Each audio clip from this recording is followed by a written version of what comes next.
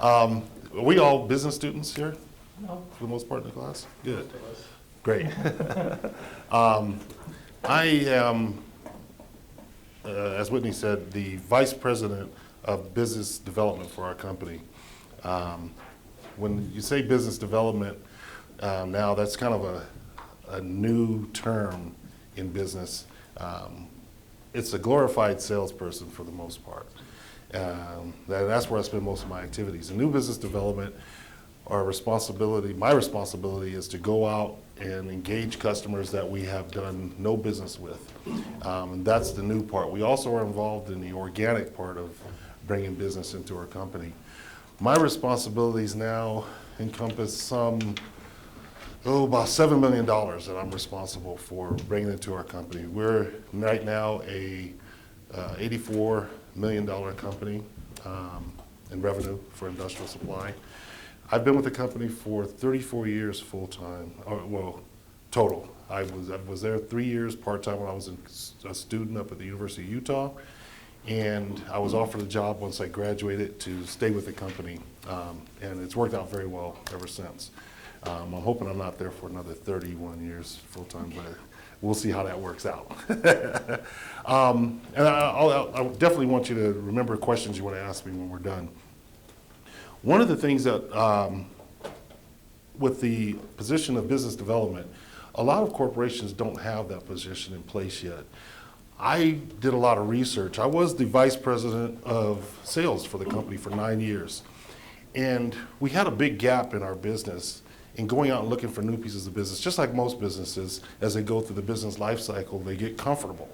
And they just kind of, take care of the customers they have, especially when you're doing very well at it. And they really don't get out and branch out and get to the uncomfortable place of finding new customers. And I saw that gap as the VP of sales, and I said, I don't want to do this job any longer. I want a different job. And when I approached my CEO and the chairman of the board and our board of directors, they kind of looked at me like, what is wrong with you? What kind of person says they don't want this job and they want to move into something that we don't know anything about and we're uncomfortable with? I said, hold on a second. I said, I'll make my case. So I put together a justification for the position. I created the job description, and I applied for my own job that I created. For me, that was a little nerve-wracking for a short period of time as they were going through it, especially my CEO. He was like, I just can't wrap my head around this, or what you're trying to do, even with all the information I provided to him. What changed their mind is numbers. And everything in business is all about the numbers. Well, how much you're going to bring in, how much revenue you can create. Once I presented the numbers to them for this year, it opened their eyes. And I'm kind of bold when I do things like that. I learned that if you don't put a carrot out there in front of you, you're never going to reach, greatness. So this was fall of 15. Fall of 15, and my position actually was going to start on January 1 of 16. We go by the actual calendar year for our fiscal year. To date, I have reached a goal of about $1.7 million in doing that. And it's not by myself, of course. I pull in some other opportunities from other parts of the company, but it's given me kind of an eye-opening experience to see how these efforts can generate new opportunities for the company. I probably spend probably 70, 80 hours a week maybe in working. And it's not all during the course of the day. It's just because what we do in distribution and customer service and value creation is you work 24/7. I'm available to my customers whenever they need me. I've gotten up from the table at Mother's Day to go take care of customers. These are the things that you do when you want to be successful in business. My family's used to it. Now my kids are grown, they don't care anymore. But my wife sometimes lobbies for me to take it a little bit easy. But it's fun. And that's one of the biggest things I want to point out to you is that whatever position you take, whatever company you work for, if it's not fun, you're not going to be productive. You have to find a way to enjoy what you're doing. You're business students now, you're learning a lot about different aspects of business, and that's one of the great things about going to college and getting exposed to these things. It's finding something that's a good fit for you. It's not always easy, it's not always the first job. I was very fortunate to have it be my first job. Well, the first place I worked, because when I first started working in industrial, I was cleaning bathrooms and sweeping floors. And that was not fun, you know. I was a starving student, so I didn't care. I did whatever they told me to do. When they called me and said, you know what, guess what happened over there? You gotta go take care of it. I did it without question. And that allowed them to see my work ethic. One of the things that we're running into now in business, marketing, grocery stores, wherever, are the soft skills that you guys are gonna really need when you get out there to the workforce. Those soft skills include your communication skills, your work ethic, when you show up. Showing up someplace 15 minutes before you're supposed to be there. Back in the days when I was in sports, the coaches used to always use that old adage, if you're not here 15 minutes early, you're late. And we had incidents where we would have a meeting in rooms similar to this, but with, you know, maybe 80 guys. And when it was meeting time, the door was locked. If you weren't in there for a meeting with the coaches, you were done. They didn't put up with it. And I'll get back to that story where that comes from.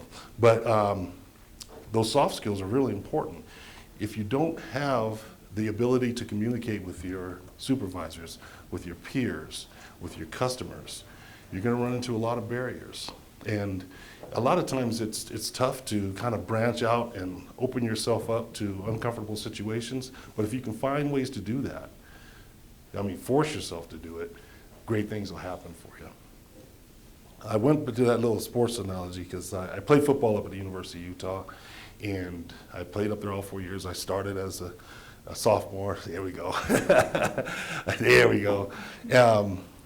And one of the things that helped me get to where I got to in sports, just to the collegiate level, was setting my goals. And you're gonna find that goal setting in business is critical. We call goal setting in business strategic planning, right? And strategic planning, when you sit down to do it, it's not fun. It's not fun because in that strategic plan, there's a lot of accountability. And as individuals, you have to add accountability to any goals that you set. Otherwise, you're not gonna reach those goals, trust me. You know, you'll waver a little bit as you're trying to reach those goals, but as long as you keep that path in mind and head down the direct path, you're gonna be in good shape. But even as an individual, we have to have a strategic plan. We've got to know where we're going, how we're gonna get there, and also we need to know who's gonna help us get there. We don't live in this world alone. We don't operate in business alone. If you have the soft skills, if you have a strategic plan, and you do the things you need to do on a personal level, reach out to people and create a network that will help you get to where you want to be. Sometimes you have to change certain things in your life. Back when I first started in business, we had to wear a coat and tie every single day. You know, I came from college where you wore t-shirts and your jeans and it was all good, but my sales manager when I first started made sure we had a suit and tie on every single day. If you came to work with a polo shirt or something like that, he'd send you home.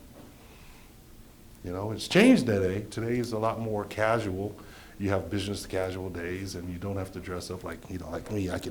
This is kind of the attire that you can wear at work, but it was a serious shift for myself and a couple of the young guys this was back in the late 80s, to have to wear a coat and tie.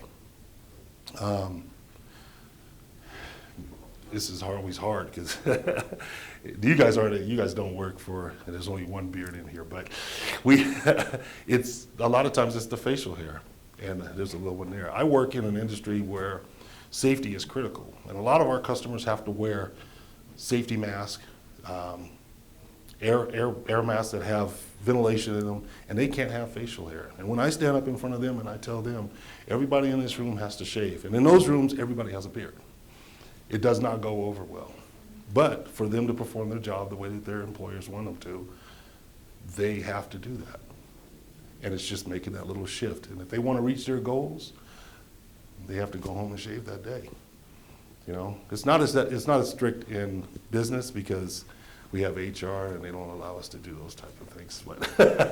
But in some industries you're going to go into, it's critical. It's really critical.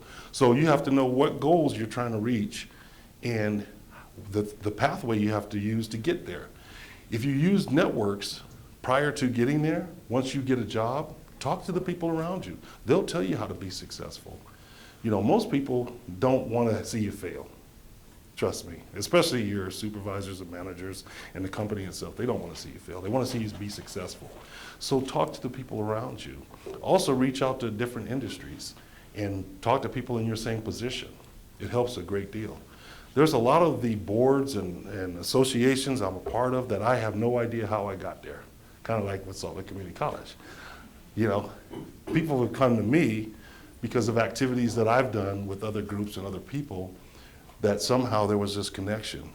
What is that old rule? There's, you know, only six people between us. How does that go? And yes, 7 degrees of separation. And really, when you start to think about it, it's true. You know, you never know who out there in this economy, this environment, this society knows somebody that may know someone else that can connect you to a better opportunity in your life. Networking is sometimes difficult. You have to do some uncomfortable things in networking. Sometimes you have to go in places where you don't know a single soul and show up for a meeting. You can find out about meetings through the internet, through Facebook, through word of mouth, but take the opportunity to go to any meeting that correlates with your goals and where you're trying to get to. If you see a meeting listed somewhere on a flyer about looking for admin people or marketing people, go to that meeting. It's not a lot of time out of your day.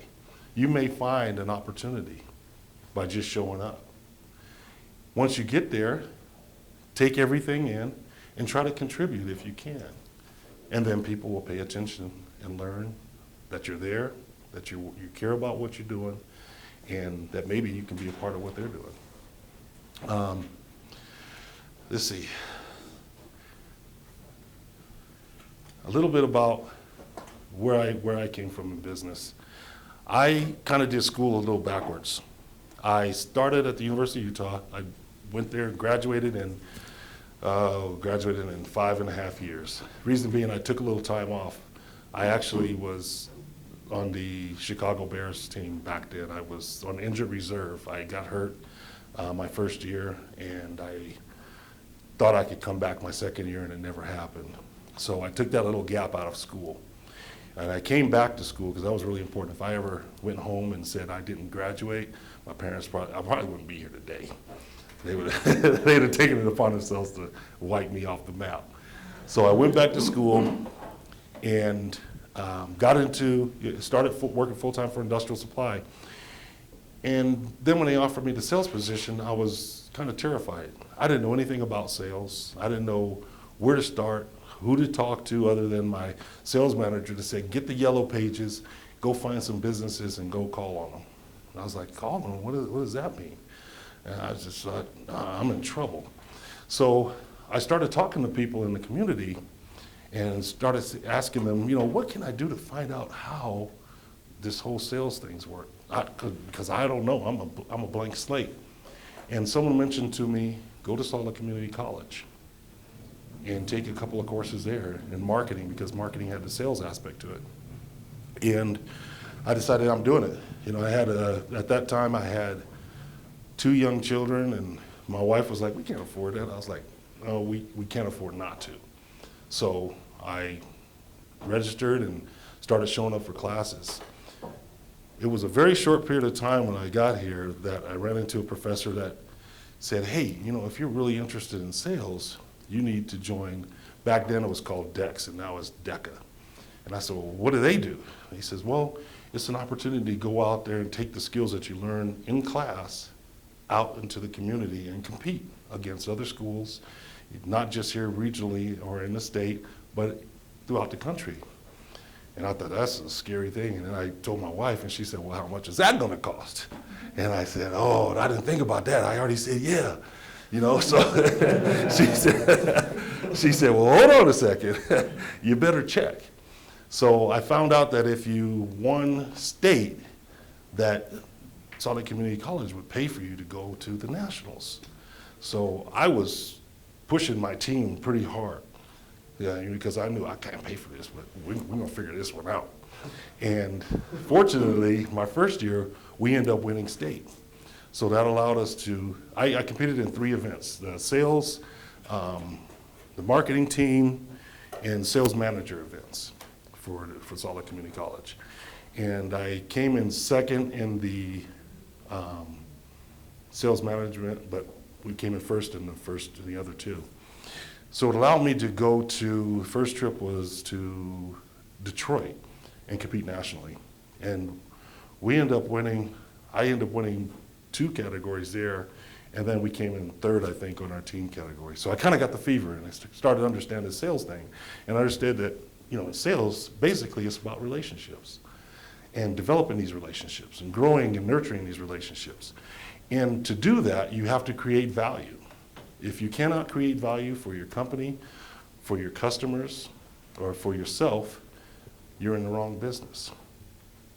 So once I got into that, and this was my first year at Salt Lake Community College. It took me about 3 years to get done because I worked full time.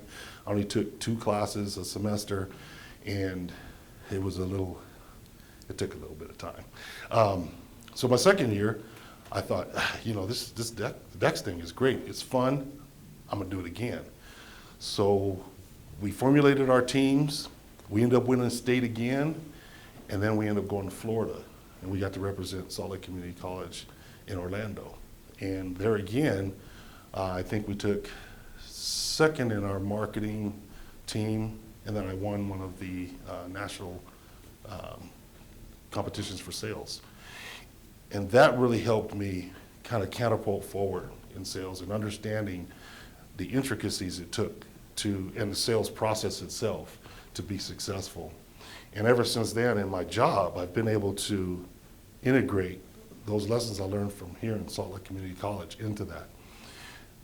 So a few years down the line, my sales manager retires, a couple of our salespeople retire, and our president comes to me and says, you need to be in sales management. And I was like, I don't know what that's all about.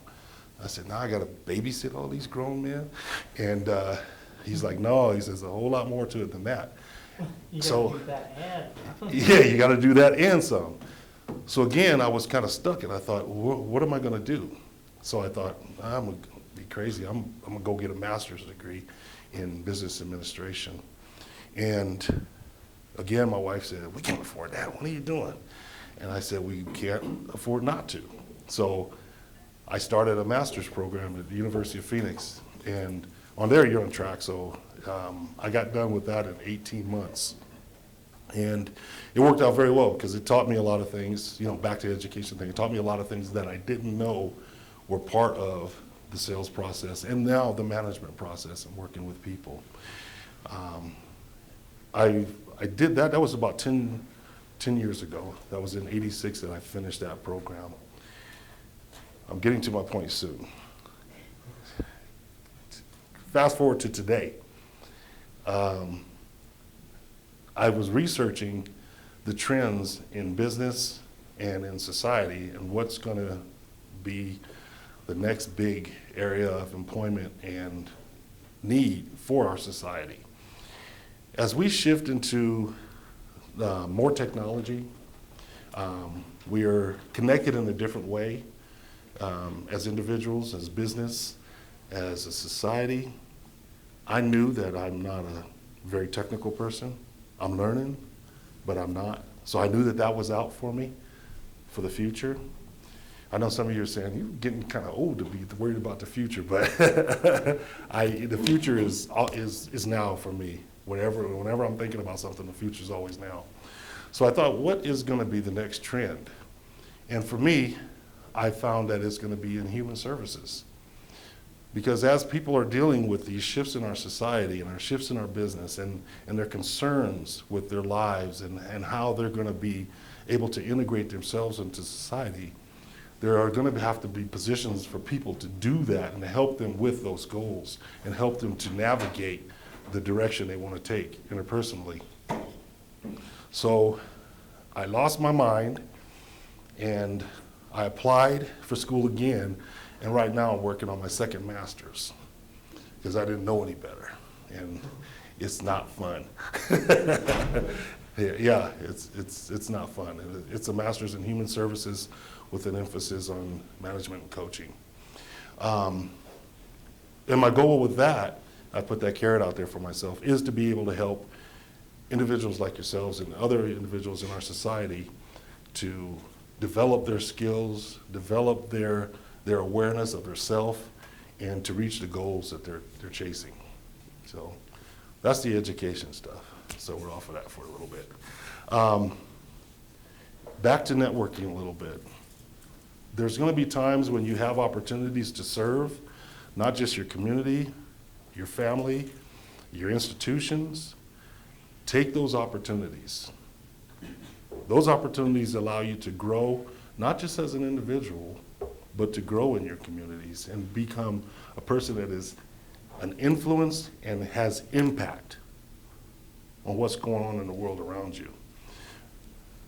I'm not getting on the soapbox when I say this, but a lot of people want to cry, whine, I won't say the other word, and moan about what's going on. But most people don't step in to create change. When you decide that you're going to want to be a part of your community and your society, you have to be a monger of change. And as business people, we have that opportunity. You can do it in big ways, little ways, any way you want, but be a monger of change. Take this education that you're gaining, continue to build upon it, and create change in your society. It's not just because you want to feed your ego or you want to be the vice president of some company or a president or a CEO. It's because you want to affect your environment. You want to affect your economy. You want to affect your society in a positive way. So I wanted to have a chance for you guys to ask me questions about goal setting, networking, and about business.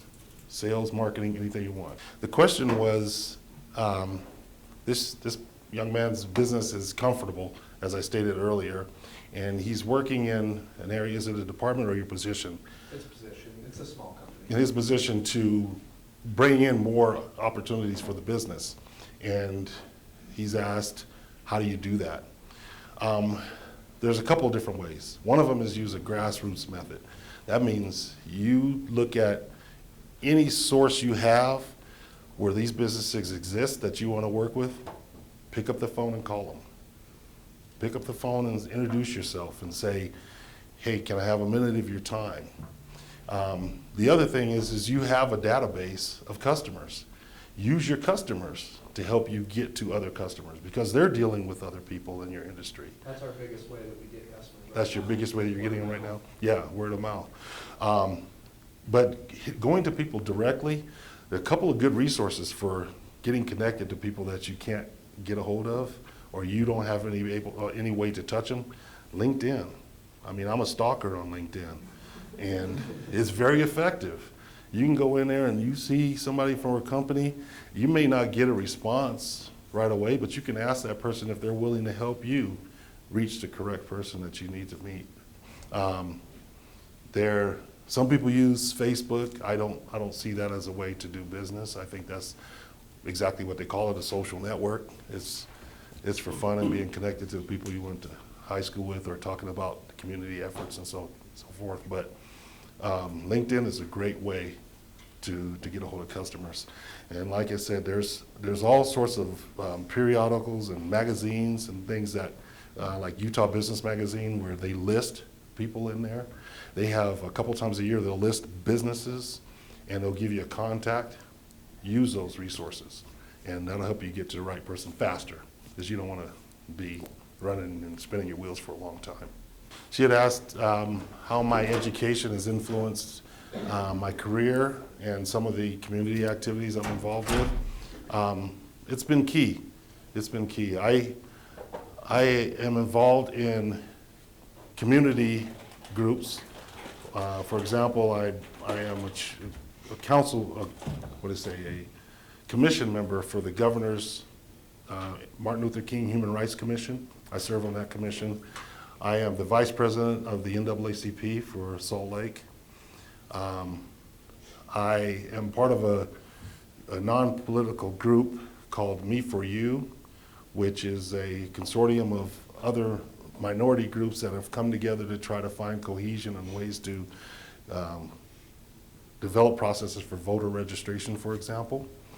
My education has helped me get into doors that I probably could not have got into without it. I would have never got the offers I received at my company, Industrial Supply, without going through the process of getting my education.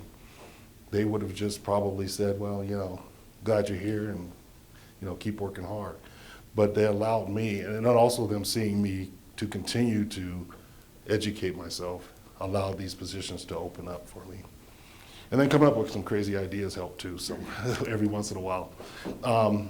Your education also helps you to have credibility out there in the marketplace when people are looking for folks to fill positions, be it positions in education. Like for me right now, I'm gleaming with pride to be on your board of trustees and to be your president of your alumni council. How many of you knew there was an alumni council?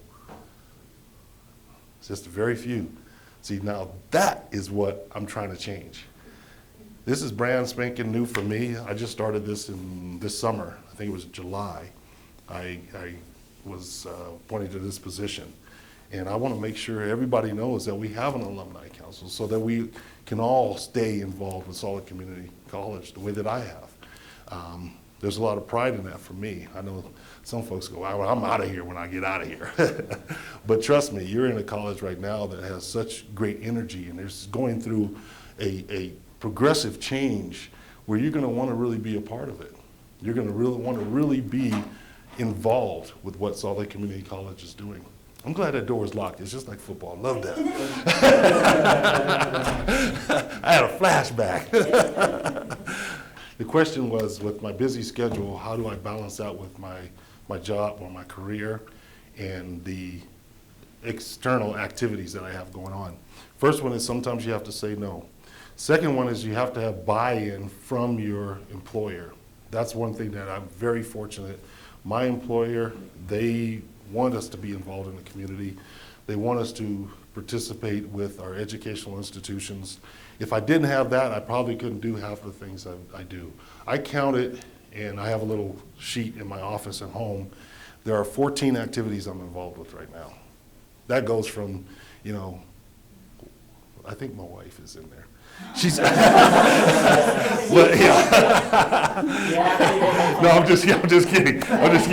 No, my wife she's number 2. So, but there's 14 activities. Zero. Yeah, you know, no.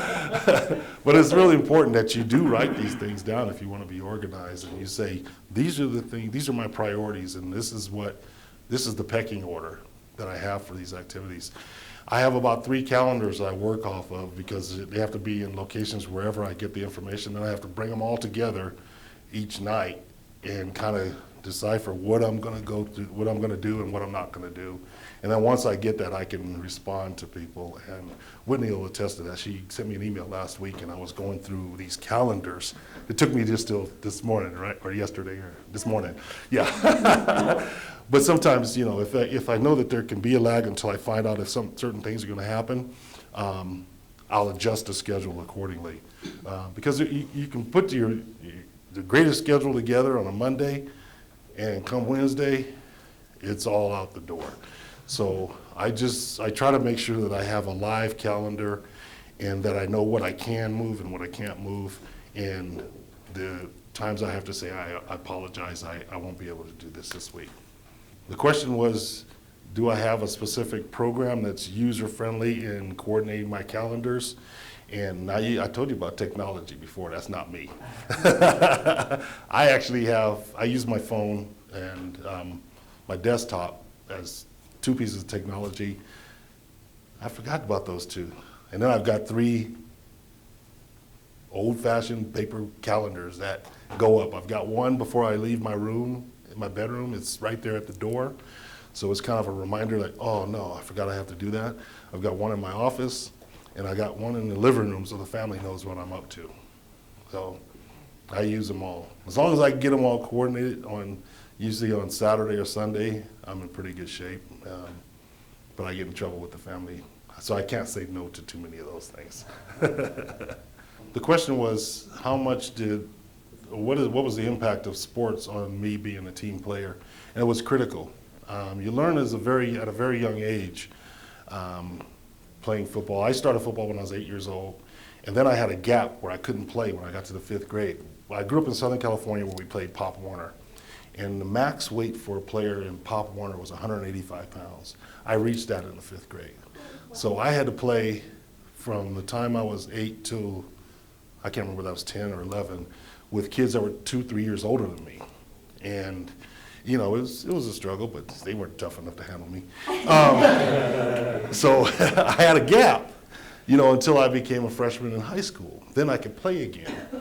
So during that time, during that gap, I physically and mentally felt like I was in space. So I started getting in trouble. I started doing the wrong things. And once I got back to high school and got into that team environment, I started to realize what that gap was all those years. And a lot of the people that I was hanging out with and everything else had to fall to the wayside. It just didn't work anymore. I had this new direction. And going from the time you're a freshman in high school all the way to the NFL, learning that team element was probably the biggest part of my growth as an individual.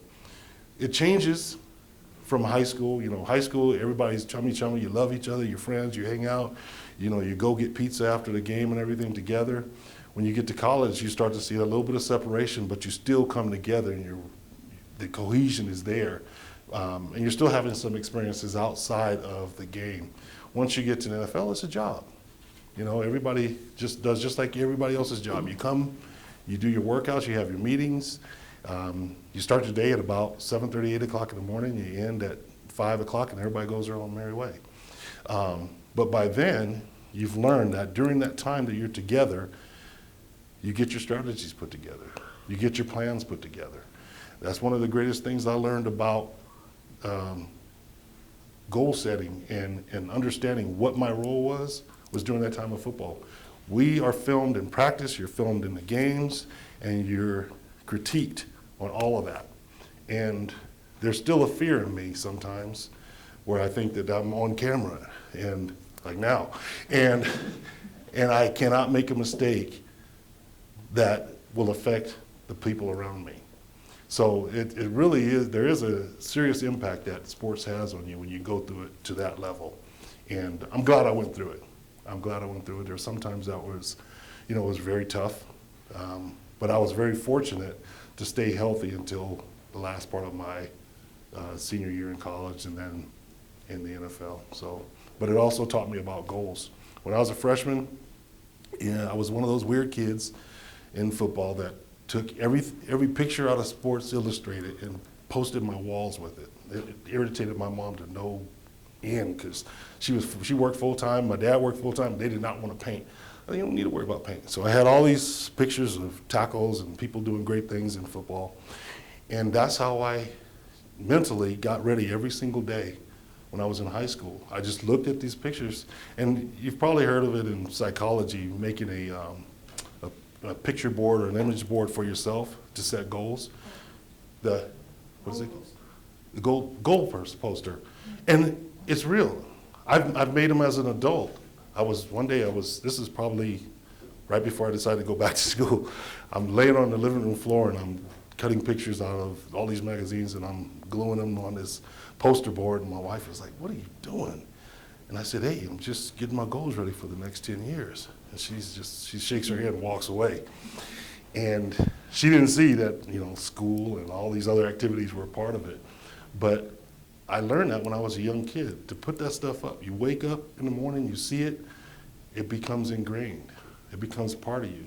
When I was being recruited by schools, they send you all these letters from even schools that aren't even interested in you. They just send you all this stuff.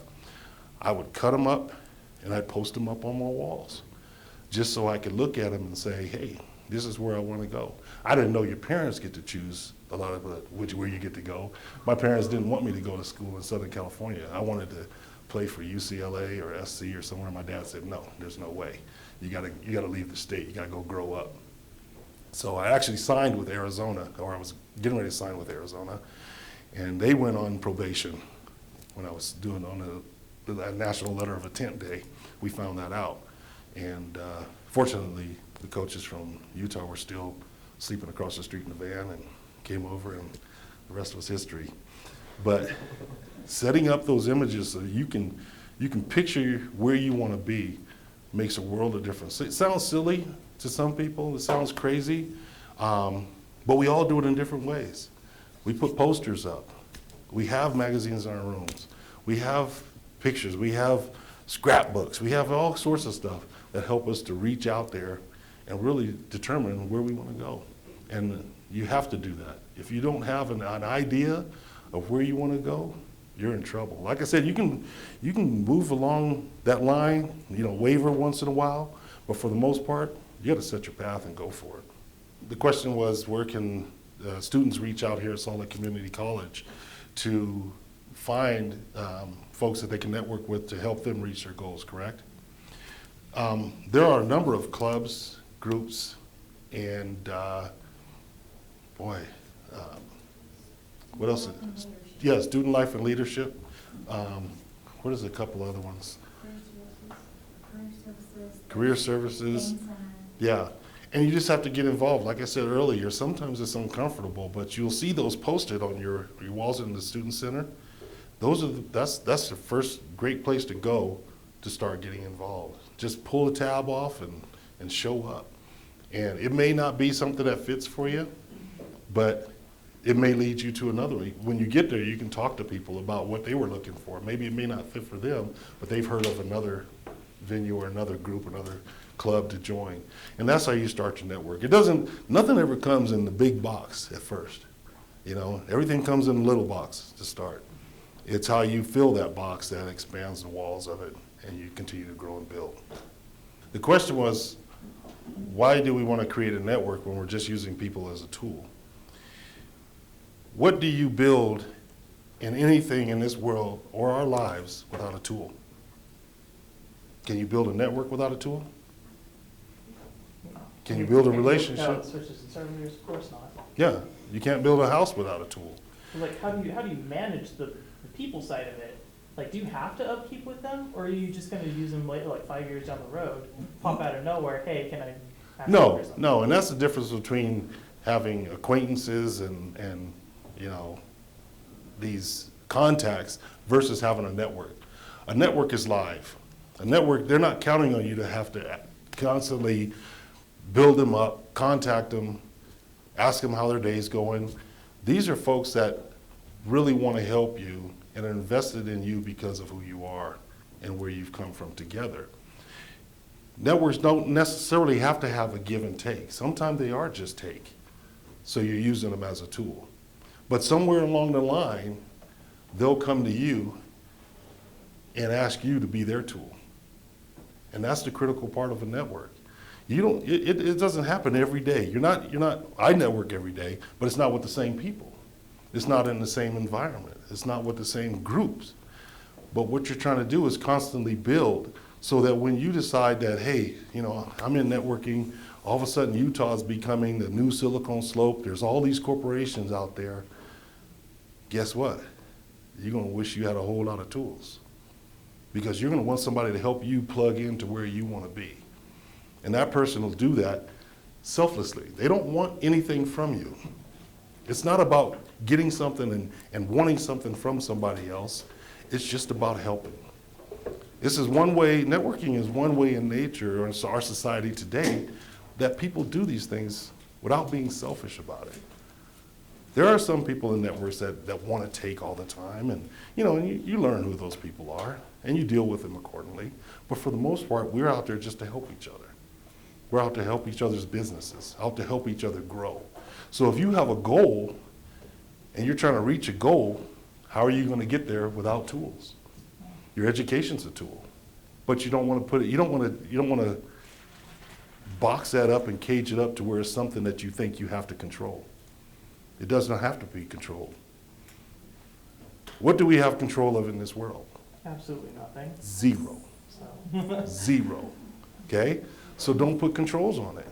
Just say that these are stepping stones to the goals I want to reach. You can call them tools if you want to.